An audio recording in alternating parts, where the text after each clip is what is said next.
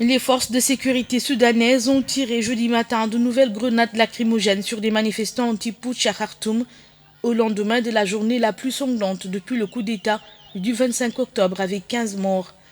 En matinée, alors que les communications téléphoniques avaient été rétablies après une coupure lors de la répression, les forces de sécurité ont de nouveau tenté de disperser des dizaines de manifestants restés sur leurs barricades dans la banlieue nord de la capitale. Là, au moins 11 personnes, dont une femme, ont été fauchées mercredi par des balles tirées, selon un syndicat de médecins pro-démocratie, par les forces de sécurité. Au total, depuis le putsch, 39 personnes, dont 3 adolescents, ont été tuées et des centaines blessées. Après plus de 3 semaines de coupure d'Internet, la brutale déconnexion des 45 millions de Soudanais a entamé la mobilisation, là où les manifestants étaient des dizaines de milliers le 30 octobre et le 13 novembre. Cette fois-ci, ils n'ont plus été que des milliers.